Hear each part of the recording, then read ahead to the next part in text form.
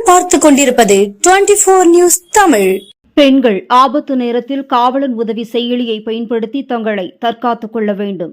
நாகை தனியார் செவிலியர் கல்லூரியில் நடைபெற்ற குழந்தைகள் மற்றும் பெண்கள் பாலியல் விழிப்புணர்வு கூட்டத்தில் மாணவிகளுக்கு அறிவுரை.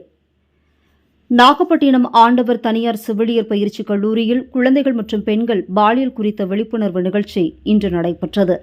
நாகை மகளிர் காவல் உதவி ஆய்வாளர் திவ்யா பங்கேற்று செவிலியர் மாணவிகளுக்கு பாலியல் விழிப்புணர்வு அறிவுரைகளை வழங்கினார்.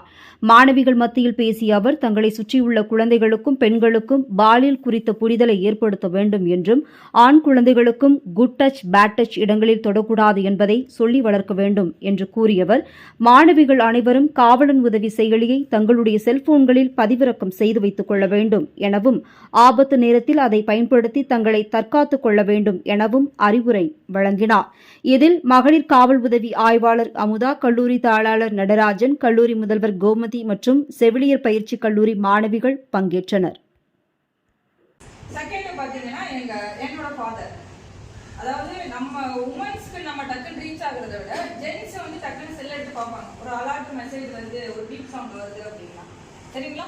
செகண்ட் என் ஃபாதர். தேர்ட் பாத்தீங்கன்னா என்னோட பிரதர். இவங்க நம்பரை நான் போட்டு, அதாவது நீங்க அந்த மாதிரி வந்து உங்களுக்கு யார் வந்து டக்குன்னு ஹெல்ப் பண்றதுக்கு வச்சுருங்க.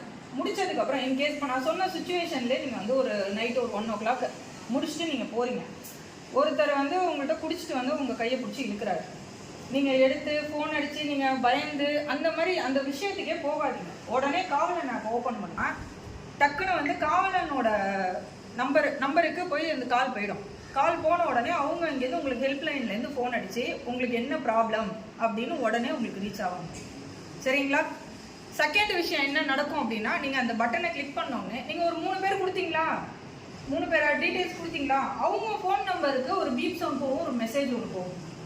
இந்த மாதிரி நான் வந்து ஆபத்தில் இருக்கேன், உடனே என்னை வந்து புரியுதுங்களா? செகண்ட் இது நீங்கள் சேஃப்டி ஆகிட்டீங்க.